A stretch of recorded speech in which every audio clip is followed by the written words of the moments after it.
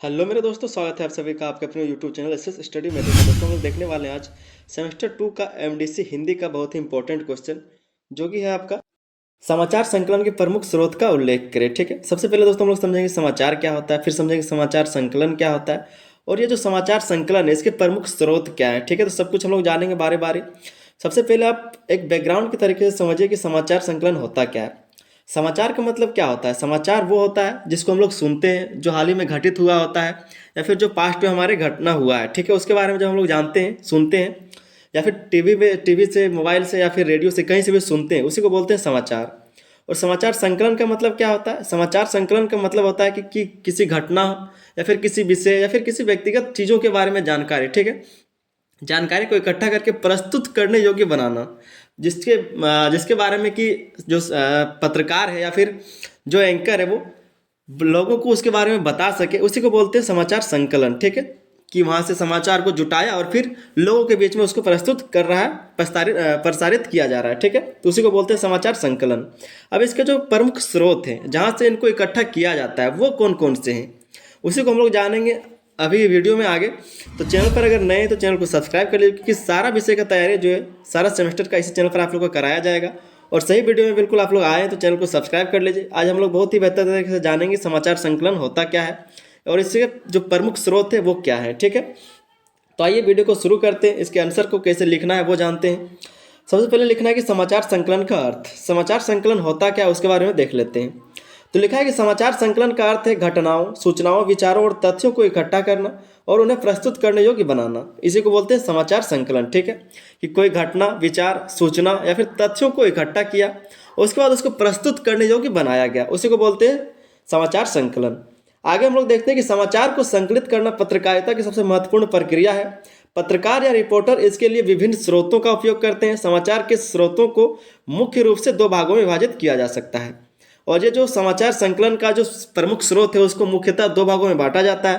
पहला जो है आपका प्राथमिक स्रोत और दूसरा है आपका द्वितीय स्रोत। ये दोनों होता क्या है इसी को हम लोग आगे वीडियो में जानेंगे। ठीक है, तो वीडियो को आप लोग अंत तक देखिए, बहुत ही अच्छे से आपको समझ में आएगा और आपको दोबारा पढ़ना नहीं पड़ेगा। और ये एमडीसी पेपर आपका जो हिंदी है, ये ऐसा सब्जेक्ट है जहाँ पर आप अच्छा नंबर ला सकते हैं। सिलेबस आपका छोटा है तो यहाँ पर आपका अच्छा नंबर आएगा, इसलिए आप वीडियो को पूरा देखिए। सारे क्वेश्चन को आप लोग देखिए, सारा क्वेश्चन इस चैनल पर करा दिया जा रहा है, कुछ करा दिया गया और आगे करा दिया जाएगा बहुत ही जल्दी। ठीक है, तो आइए देखते हैं प्राथमिक स्रोत क्या है और द्वितीय स्रोत क्या है।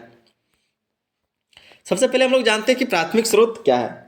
तो इसमें है कि प्राथमिक स्रोत वे होते हैं जिनसे समाचार सीधे प्राप्त होता है और ये सबसे सटीक और विश्वसनीय माने जाते हैं। प्राथमिक स्रोत क्या है?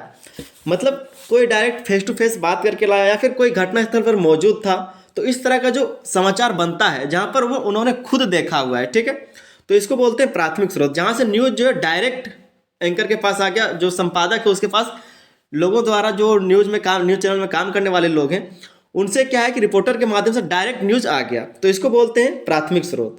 और द्वितीय स्रोत क्या है? द्वितीय स्रोत वो है जो क्या बोलते हैं कि कोई कंपनी से या फिर जो एफिलेटेड होते हैं, जो जुड़े हुए होते हैं किसी चैनल के साथ, वो प्राइवेट कंपनियां ला के देती है न्यूज चैनल वालों को, उसके बाद वो न्यूज छापते हैं। तो इस तरह का जो चीज़ है उसको बोलते हैं द्वितीय स्रोत, और ये है आपका प्राथमिक स्रोत डायरेक्ट वाला। ठीक है, तो इसमें क्या क्या आता है उसको देख लेते हैं। सबसे पहले इसमें आता है व्यक्तिगत संपर्क। इसमें क्या होता है कि पत्रकार के व्यक्तिगत संपर्क समाचार संकलन के सबसे महत्वपूर्ण स्रोत हैं। क्या है कि जो व्यक्तिगत संपर्क है, पत्रकार के व्यक्तिगत संपर्क समाचार संकलन के सबसे महत्वपूर्ण स्रोत होते हैं। इनसे तुरंत और सटीक जानकारी मिलती है, जैसे राजनेता, अधिकारी, सामाजिक कार्यकर्ता, व्यवसायी आदि।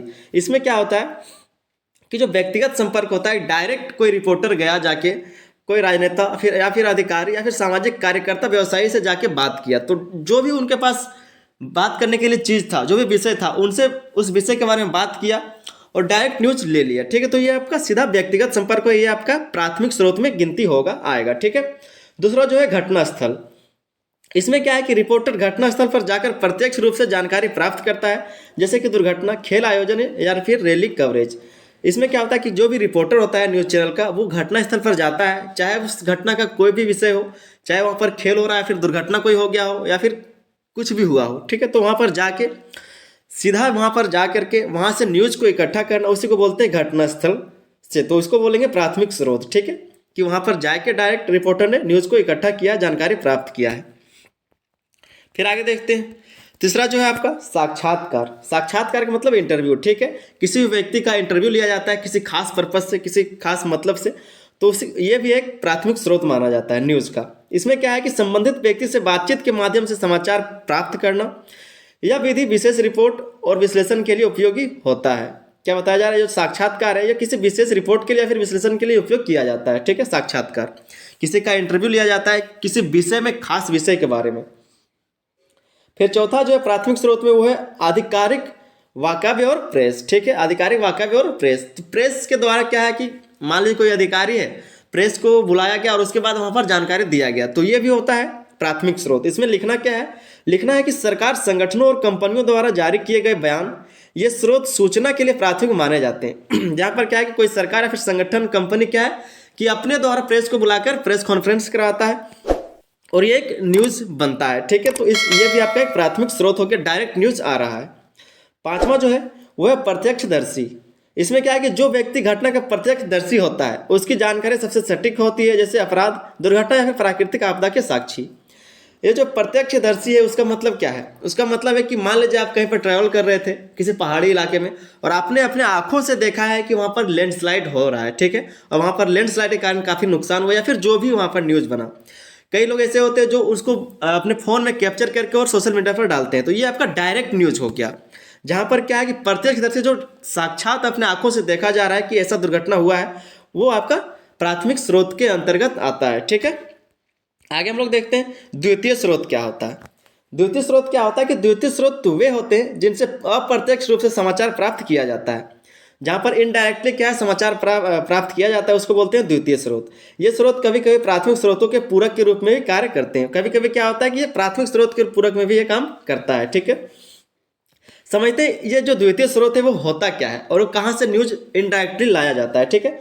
तो सबसे पहला जो है समाचार एजेंसियाँ, जैसा कि मैंने पहले बात किया कि दूसरी जगह जो प्राइवेट चीज़ें होती है, जो प्राइवेट कंपनियाँ होती है, वो क्या है कि जो समाचार वाले हैं, जो चैनल वाले हैं, उनके साथ जुड़े हुए होते हैं और वो ला के न्यूज़ जो है चैनल वाले को देते हैं, ठीक है।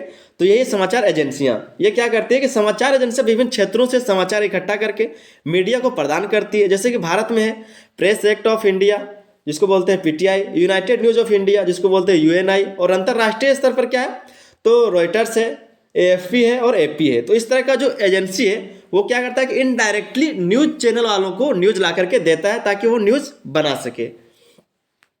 दूसरा जो आपका द्वितीय स्रोत है वो समाचार पत्र और पत्रिकाएं। वो कैसे, तो अन्य समाचार पत्रों और पत्रिकाओं से जानकारी प्राप्त करना जिनसे विचारों और रिपोर्टों का विश्लेषण किया जाता है। इसमें क्या बताया जा रहा है कि जो अन्य समाचार पत्र या फिर पत्रिका है उससे क्या है कि जानकारी पहले लिया जाता है और उनसे विचारों और रिपोर्टों का विश्लेषण किया जाता है। वहाँ पर जो विचार थे या फिर जो रिपोर्ट थे उसका विश्लेषण करके दोबारा न्यूज़ बनाया जाता है। इस तरह का जो चीज़ें हैं कि जो समाचार पत्र हुआ उसमें कुछ केस ऐसा आया था जो अभी सॉल्व नहीं हुआ, तो उसी चीज़ को फिर आगे चल के उसी के बारे में बताना जो समाचार पत्र पत्रिकाओं के माध्यम से न्यूज़ बनाया जाता है। तो ये आपका द्वितीय स्रोत है।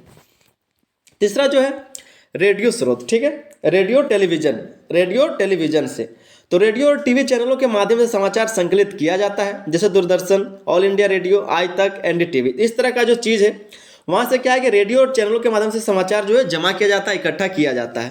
तो ये आपका द्वितीय स्रोत हो गया कि वहाँ से सुन करके न्यूज़ बताया गया। मान लीजिए जैसे भी लैंडस्लाइड वाला हमने उदाहरण दिया था, तो वहाँ से कोई सोशल मीडिया पे कोई एंकर देखता है या फिर कोई भी रिपोर्टर उस चीज़ को देखता है, तो वो जाके उस घटना के बारे में फिर जानकारी इकट्ठा करता है और जाके उसको एक बढ़िया से न्यूज़ के तौर पर पेश किया जाता है। तो रेडियो टेलीविजन का यही मतलब था यहाँ पर, ठीक है। फिर जो चौथा है डिजिटल मीडिया और सोशल मीडिया, तो ये भी उसी का दूसरा रूप है कि जहाँ पर सोशल मीडिया और डिजिटल मीडिया से जाके लोग न्यूज़ को इकट्ठा करते हैं। तो इसमें क्या है कि ऑनलाइन पोर्टल, वेबसाइट और सोशल मीडिया प्लेटफॉर्म जैसे ट्विटर, फेसबुक, यूट्यूब, ये सभी सोशल मीडिया प्लेटफॉर्म तेज़ी से समाचार का प्राथमिक स्रोत बनता जा रहा है। तो यहाँ से भी जो है न्यूज़ को इकट्ठा किया जाता है और ये सब जो है द्वितीय स्रोत माना जाएगा। पांचवा जो है पुस्तकें और शोध पत्र, तो इसमें क्या है कि किसी विशेष विषय पर गहन जानकारी प्राप्त करने के लिए इनका उपयोग किया जाता है। जो पुस्तक है, जो किताबें हैं और जो शोध पत्र है, इसका क्या है कि किसी विशेष गहन जानकारी प्राप्त करने के लिए, किसी विशेष विषय पर गहन जानकारी प्राप्त करने के लिए क्या है कि इन सब का उपयोग किया जाता है, इन सब का माध्यम बनाया जाता है। और यह स्रोत ऐतिहासिक और सांस्कृतिक संदर्भों में उपयोगी होता है। किसी ऐतिहासिक चीज़ों के बारे में या फिर जो सांस्कृतिक चीज़ें उनके बारे में न्यूज़ में बताने के लिए क्या है कि किताबों से जानकारी लिया जाता है, शोध पत्र से जानकारी लिया जाता है, ठीक है, खोजा जाता है, रिसर्च किया जाता है, उसके बाद जब न्यूज़ को पेश किया जाता है तो ये सब भी आपके द्वितीय स्रोत में गिनती होगा, द्वितीय स्रोत में आएगा। आगे हम लोग देखते हैं अन्य स्रोत, ठीक है, कुछ अन्य महत्वपूर्ण स्रोत देख लेते हैं। प्राथमिक और द्वितीय जो स्रोत है उसके अलावा जो कुछ अन्य महत्वपूर्ण स्रोत है कहाँ से न्यूज और लाया जा सकता है उसके बारे में। तो पहला जो है आपका जनसमूह। जनसमूह का मतलब क्या है? जनसमूह का मतलब है कि जैसे न्यूज के समय में एक एक लोग से पूछा जाता है कि आप किसकी सरकार देखना चाहते हैं, कौन सा सरकार आपके यहाँ पर काम किया, कौन सा सरकार कैसा है, उस तरह का जो चीज़ें जो इंटरव्यू किया जाता है, पर्सनली किसी से पूछा जाता है, तो वही बात हो रहा है कि अन्य महत्वपूर्ण स्रोत है ये, ठीक है। प्राथमिक और द्वितीय के अलावा कुछ और महत्वपूर्ण स्रोत है जहाँ से न्यूज को इकट्ठा किया जाता है। तो पहला आपका जनसमूह। इसमें क्या है कि जनता से प्रत्यक्ष बातचीत करके समाचार प्राप्त करना। जनता से डायरेक्टली बातचीत किया जाता है, कोई भी रिपोर्टर जाता है, लोगों से बात करता है डायरेक्टली फेस टू फेस, और इस तरह से जो है न्यूज को इकट्ठा किया जाता है। फिर आगे लिखा गया स्रोत विशेष रूप से चुनाव, सामाजिक मुद्दों और जन आंदोलनों के में उपयोगी होता है। ये सब जो है चुनाव के समय में सामाजिक मुद्दों या फिर जन आंदोलनों में क्या होता है, उपयोगी होता है, ठीक है। दूसरा जो आधिकारिक दस्तावेज, इसमें क्या है, सरकारी रिपोर्ट, बजट या फिर आर्थिक सर्वेक्षण और नीतियाँ, ठीक है। सरकारी रिपोर्ट, बजट, आर्थिक सर्वेक्षण और नीतियाँ जो है ये सरकारी दस्तावेज है, ये स्रोत प्रमाणिक और तथ्यात्मक होते हैं। तो ये भी एक स्रोत है जहाँ से न्यूज को इकट्ठा किया जाता है। तीसरा जो है घोषणाएं और सम्मेलन। इसमें क्या है कि प्रेस कॉन्फ्रेंस, सेमिनार और अन्य आधिकारिक घोषणाएं, इनसे ताज़ा और महत्वपूर्ण जानकारी प्राप्त होती है। तो ये सब जो प्रेस कॉन्फ्रेंस है या फिर सेमिनार करके जो किसी के बारे में, किसी विषय के बारे में कोई भी कंपनी या फिर संगठन किसी के चीज़ के बारे में बताती है मीडिया के पास, तो वो एक ताज़ा खबर बनता है, ताज़ा न्यूज़ बनता है और ये इनडायरेक्टली न्यूज़ चैनल वालों के पास आता है। तो ये भी एक अन्य स्रोत ही है, ठीक है। उसके बाद देखते हैं चौथा जो है सामाजिक संस्थाएं और संगठन, गैर सरकारी संगठन जिसको हम लोग एनजीओ भी बोलते हैं, ठीक है। तो ट्रेड यूनियंस और सांस्कृतिक संस्थाएं, ये स्रोत सामाजिक और सांस्कृतिक समाचारों के लिए महत्वपूर्ण है। तो ये भी समाचार के लिए एक स्रोत है। पांचवा जो है संपादकीय और विचार लेख। संपादकीय और विचार लेख, संपादकीय लेख और विशेषज्ञों के विचार विभिन्न मुद्दों को समझने में सहायक होते हैं। क्या होता है कि कभी कभी जो विशेषज्ञ होते हैं या फिर जो संपादक होते हैं वो खुद से किसी विषय के बारे में जानकारी देते हैं, तो ये भी एक न्यूज़ का ही स्रोत है, एक समाचार संकलन का ही स्रोत है, ठीक है। तो कुछ महत्वपूर्ण जो स्रोत था वो भी देख लिए। उसके बाद एक छोटा सा निष्कर्ष देखते हैं और आपका ये क्वेश्चन का आंसर खत्म हो जाएगा। बहुत ही आसानी से आपको समझ में आ गया होगा। उम्मीद करते हैं कि आपको ये वीडियो अच्छा लगा हो। तो वीडियो अगर अच्छा लगा हो तो वीडियो को लाइक जरूर कर दीजिएगा और साथ ही में कुछ कमेंट जरूर कीजिए प्यारा सा कि वीडियो कैसा लगा या फिर अगला क्वेश्चन क्या होना चाहिए, ठीक है। चलिए इसका निष्कर्ष को देख लेते हैं। लिखा है कि समाचार संकलन के स्रोत पत्रकारिता की रीढ़ है। इन स्रोतों की मदद से पत्रकार समाज को सटीक और प्रासंगिक जानकारी प्रदान करते हैं। सही स्रोतों का चयन न केवल समाचार की गुणवत्ता बढ़ाता है बल्कि मीडिया की साख भी बनाए रखता है। तो ये आपका एक निष्कर्ष हो गया। इस तरह से आप जाके एग्जाम में लिखेंगे, आपका नंबर कटेगा नहीं, बहुत ही बेहतर नंबर आएगा, ठीक है। तो चलिए मिलते हैं किसी अगले सवाल के साथ अगले वीडियो में। तब तक के लिए धन्यवाद। जय हिंद।